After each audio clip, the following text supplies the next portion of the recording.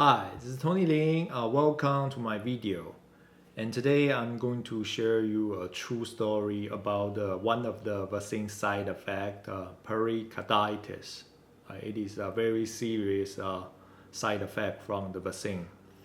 And today, the person who spoke out about his personal experience about this side effect, his name is Kyle.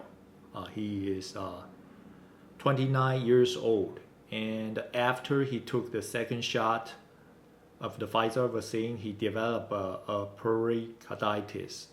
And until today, it's already, I think it's already 4 months, and still he hasn't recovered from the pericarditis. And he is the professional bike racer, and he won the 3 times North America Championship tour. And until today, he hasn't been able to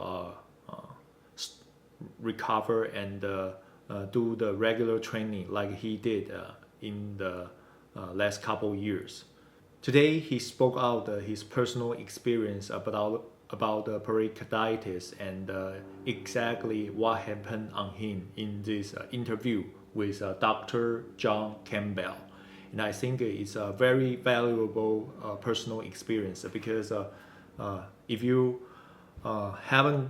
if you are going to take the vaccine, and especially if you are going to take the Pfizer vaccine or you're going to take the booster shot, take a look about the Kyle's personal experience. Maybe it will help you to save from this unfortunate vaccine side effect of pericarditis or myocarditis. So let me play this video for you. And Yep. everything went pretty normal. First dose, had a sore arm the next couple days, no big deal. And then our second dose was June 10th. Hmm? The reason we had got vaccinated was, to be able to travel with our channel this year. We were going to try to travel internationally and just meet up with a bunch of different friends and sponsors along the way. So it was kind of a must-have to travel at that point. June 10th was my second dose. My girlfriend April got vaccinated at that same time, and she had same reaction as the first time with the sore arm. And then for me, it was a little bit interesting because as soon as they kind of injected it, I had a weird metallic or like saline taste in my mouth develop. And I kind of asked the guy, "Hey, is that normal?" He's like, "No, I don't really hear of that much." So it was really interesting. Like, I wonder what.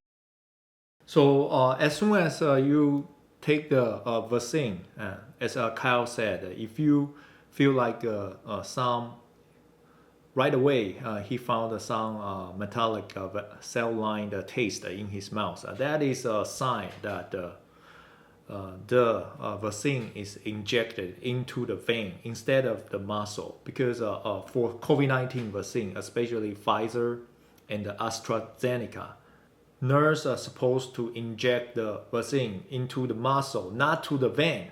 So before they inject before they push the syringe, they have to, after they inject the needle, they have to pull the syringe plunger a little bit back so they can see if the blood come out of the needle. If the blood come out of the needle, they need to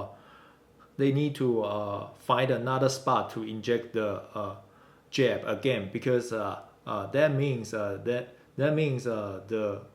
needle is hit the vein, not the muscle.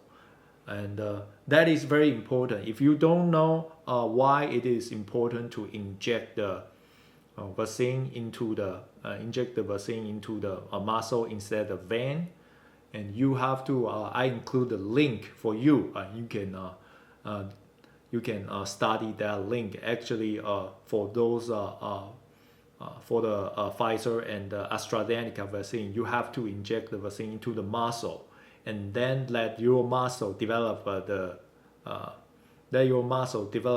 antibody, and so that you will feel the sore arm, and instead of the side effect develop on Kyle. So that is very important. Please keep this in mind. what that was, And then a day or two later, I didn't really develop the sore arm either. And Yeah, you see, he didn't develop a sore arm. This is the hint number two, because if the vaccine it was injected into his muscle, he should develop some kind of sore arm instead of feel nothing like it. He got in the first shot, he got the sore arm in the sore arm on the muscle, but this time he didn't feel anything. so I was like, huh, this one's no big deal. I guess the second dose is a lot easier than the first. And then about 2 weeks later, I started to have some weird, just kind of reactions with my heart. And so what was happening to me is throughout the day, I could just be standing there or sitting there, and I would just have these weird flushes of like really high heart rate and kind of almost like an anxiety attack. How But do I you know your wasn't. heart rate was high, Kyle? What happened? I wear a Garmin watch, so Oh, I have okay. like a Garmin watch. I track all of my sleep and Sure, everything, and sure. so I was pretty on top of it. And I noticed my resting heart rate went from low 50s up to like 60ish, and I was like, "Oh, that's interesting." And then my heart rate throughout the day, when I would have those kind of moments, it was kind of in the 90s to 100, just sitting there, and that's not very normal for me. So I was pretty cognizant of it, and right away I just cut out all stimulants. So no caffeine, no, tried to reduce everything just to cut out stimulants because I thought maybe there's just something weird happening. And then I took 2 weeks off completely of like riding, doing anything because I felt kind of crappy. And then we went for a bike ride about 2 weeks after that. And yeah, on the bike ride, started out normal. I was feeling a little bit kind of iffy, just lightheaded a little bit. And I went on the bike ride, and my heart rate kind of went up on the start of a climb. We climbed for maybe 5 minutes. My heart rate got up to like 160, and then it wouldn't come down no matter what I did. And it just felt like I was going to throw up, and I felt just really weak. And I was actually with a friend. His name's Bill, and he's in his 40s. And he just looked at me. He grabbed my shoulder. He's like, "You're going to the hospital. You look like you're going to die." And so I was like, "Okay." So we were in Sun Valley, Idaho, which is 2 hours away from Boise. So we drove back to Boise. The whole time, those 2 hours, my heart rate never went below 135, and it just stayed up for 2 hours. Got home, I couldn't even really walk out of the car to like get dressed because we had biking clothes on. So I got dressed. I was at 150, 160 heart rate, just trying to walk around the house. And then I went to the hospital, and I told them, "Hey, I know this is weird. I just read about the myocarditis, pericarditis with the mRNA vaccines. I think I might be having this reaction." And they basically just said, "No, you're not." Like he literally said, "No, you're not. That's very rare. You're having an anxiety attack. Like I'll admit you, but you're not a priority right now." So I sat in the waiting room for like 3.5 hours, just sitting there, like holding my heart, like, oh, Was I didn't know what was happening. this was a doctor? As you see, the Kyle, he told his very detailed story about how he developed these symptoms and lead to the pericarditis and myocarditis. And even though the doctor, as you can see, the doctor initially he said this is unlikely myocarditis or pericarditis because they did this doctor apparently doesn't know what is he dealing with. So that is why Kyle went to the other doctor, and he found that he indeed had pericarditis. And so that is very important. If you develop, after you have vaccinated and you develop a similar symptom like Kyle did, and please go to the doctor. And if your doctor don't believe you whatever you said, please go to get a second opinion from another doctor, because pericarditis and myocarditis, they are serious heart disease. You cannot delay, right? You need to find a doctor as quick as possible.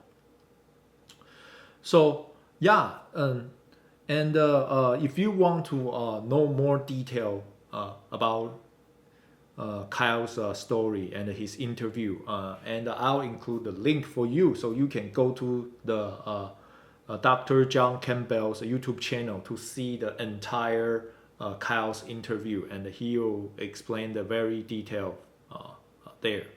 So hopefully today by sharing this video with you, you can, if you consider to take the vaccine or you consider to take another booster shot, please be careful and keep in mind these are possible side effects. Like if you look at the before you take the Pfizer vaccine, there is I already saw there is a word. There are some warning about the possible side effect. One of the possible side effect is myocarditis or pericarditis. And if you develop any of these symptoms, please go to doctor quickly. Do not delay because these could be deadly. And Kyle was lucky he didn't die because of this. And however, as you can see, even though he found a doctor and got the treatment, still after 4 months he hasn't recovered yet, and he couldn't go back to the routine training still after 4 months of treatment and rest. So it is so I think this is because one of the possibility, just like I mentioned, the nurse inject the vaccine to the vein instead of muscle. That is a really dangerous mistake. And however, this is just one of the possibility. We need to find more proof and evidence to support this theory. So anyway, I think it is very important to tell the nurse that inject do a aspiration so that they can inject they can make sure they inject the vaccine to the right spot, into the muscle, not into the vein. If you inject it into the vein, that is not only wrong, it could be very dangerous. So if you think today's video is helpful, please hit the like button and share this video to more people so more people can be informed about the side effect from the vaccine. And because these side effects like myocarditis and pericarditis, they are very dangerous. They could be very deadly. And just if you don't believe me, just do a Google or look up these side effects. It could be very dangerous. So have an amazing day, and I'll see you soon in my next video. Bye.